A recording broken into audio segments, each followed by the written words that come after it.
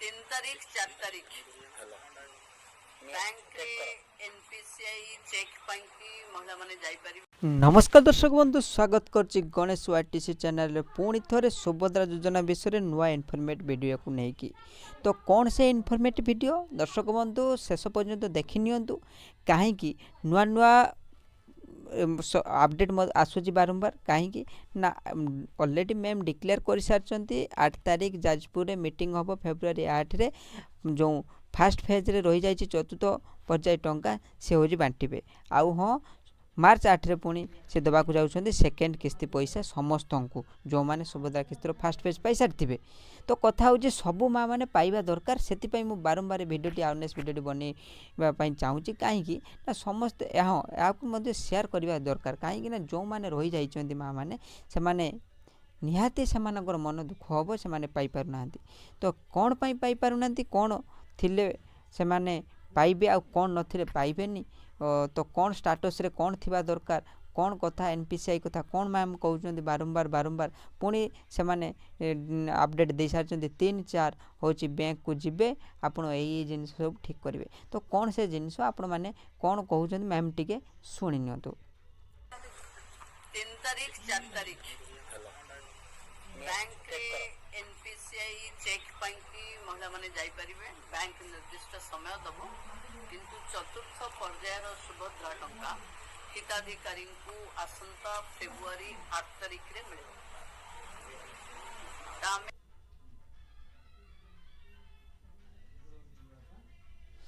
तो कथा हूँ दर्शक बंधु किछिटा पॉइंट उपर आपण माने फोकस करि नियंतु आउ सियोर हो जातु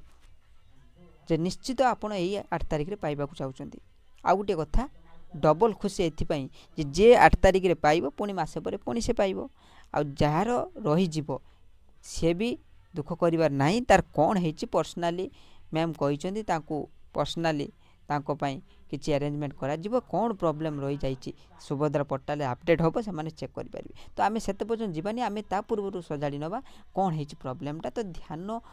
सहकार जदि ए प्रोसेस रे आपण काम करते निश्चित आपण टंका पाइबा को जाउछन्ती। तो प्रथम कथा मु गुटे बाई गुटे स्टेप कहबी आपण मानकु जे आपणकर स्टेटस चेक कला बेले एमिति आसुथिबा दरकार। केवाईसी स्थिति रे कंप्लीट लेखुथिबा दरकार। ई केवाईसी प्रकार रे बायोमेट्रिक थिबा दरकार, बुझिले बायोमेट्रिक थिबा दरकार। आ अंडर प्रोसेस थिले आपण माने पाइबे जेहेतु वेरिफिकेशन हिसाब से अंडर प्रोसेस रहउची ए मा जनक न्याति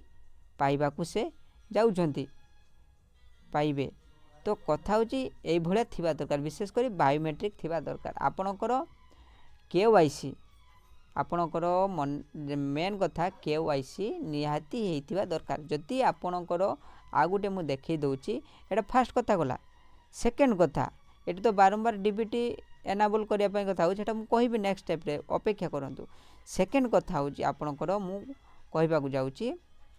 देखो प्रथम कथा मु आपन को कौन कहली स्टेटस चेक करी केमती चेक करी आपण मानक मु मजे सेटा भी वीडियो माध्यम रे कहिछि केमिति कहिछि। ए देखो आवेदन स्थिति एटी अछि सेतिरे क्लिक कला पर आधार नंबर देकी चेक करि परिबे गला। एटा प्रथम कथा मोर सइला प्रथम केमिति कोन चेक करिवे सेटा तो रहिला। आपण माने चेक करनेले जदि मोर एई भलिया स्थिति सब अछि केवाईसी कंप्लीटेड अछि बायोमेट्रिक अछि तबे पूरा सियोर हेले आपण पाइबे। तार सेकेंड कथा हूँ कौन करेंगे जोटा माम बारंबार कहते जोटा ये देखो ये रेड कलर रे मध्य ये जे लेखा बाहर देखी पढ़ी ने से कथा कह एनपीसीआई क्लियर करूँ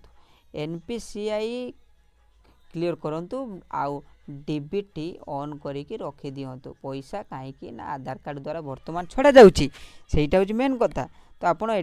बैंक जाइकी 3-4 पुणी देते माने 29-30 पुणी आबे 3-4 फेब्रुआरी 3-4 चलती आपन बैंक जाइकी आपन चेक कर नियंतु देखि नियंतु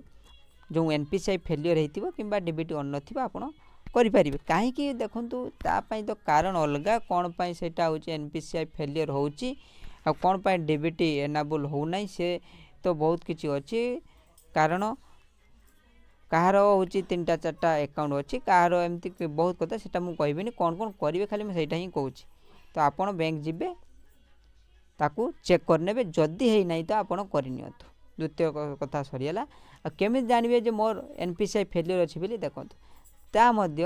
जानापी अलरेडी पोर्टाल देखु अकाउंट किंबा अपडेट आवश्यकता तालिका बैंक अकाउंट लिखाई देख पूरा लास्ट ऑप्शन रे अछि एतरे क्लिक करिकि आपण माने जानि परिबे आपणकर नाम अछि कि एतरे अछि कि नाही गला आ रहिला जो हिताधिकारी तालिका रे देखिबे आपण मानक पई खुशी खबर एई मानकर जो प्रोविजनल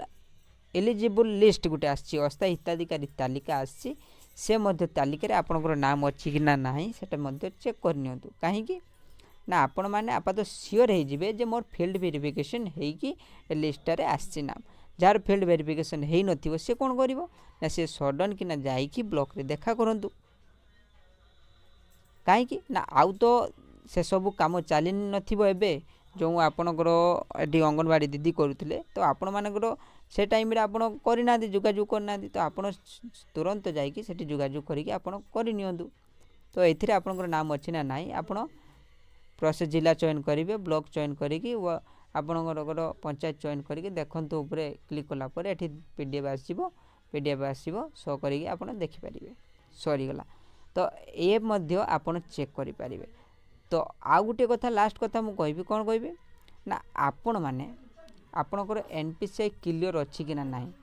से मध्य आपण चेक करि परिबे केमिति चेक करि परिबे से पाई मध्य मु वीडियो बनै छी ऑलरेडी तळकु स्क्रॉल कर नेबे स्क्रॉल कला परे आपणकर आधार सर्च करी कि एमिति अछि ऑप्शन रे देखंतु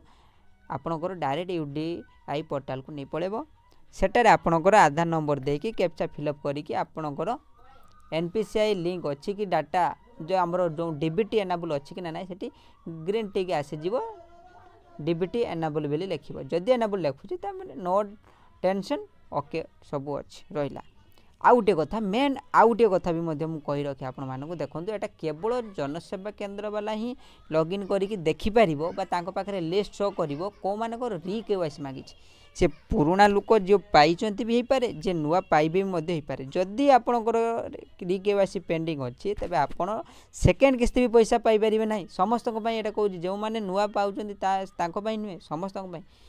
से माने सेकंड किस्ती पाइबेनी जो माने फास्ट पाइबा जाउछन मध्य से पाइबेनी तो आपणकर लिस्ट केमती चेक करिवे एटा आपण चेक करि परिबे नाही आपण जे कोनोसी जनसेवा केंद्र पळे जिवे जनसेवा केंद्र पळे जाई कि आपण सेटारे एमिति आपण कोन करिवे ना चेक करि परिबे तो जिनसटा आपण मानक पई देखंतु एठी केठी ना आपण री केवाईसी लिस्ट रे आपणकर एठी जनसेवा केंद्र रे आपण एहा को चेक करि परिबे तो आपण तुरंत चली जांतु एवं सेठी चेक करि नियंतु कि पचारंतु भाई मोर टिके अछि कि नाही देखि नियंतु से माने देखि कि चेक करि कि आपण कहि देबे ए देखंतु एति कि जण आउ पेंडिंग अछि तो जिनसटा भाई करि नियंतु यथा शीघ्र ए सब काम कर नियंतु आपण निश्चित पाइबा को जाउचंती तो जदि वीडियो भल लागिता निश्चित लाइक और शेयर करंतु आ कमेंट करंतु आपण माने कोन जिल्ला रो मो वीडियो को देखुचंती आ कोन जदि प्रॉब्लम रही बा किछि समस्या रही मते निश्चित मेसेज करिकि कहंतु रहउची जय जगन्नाथ।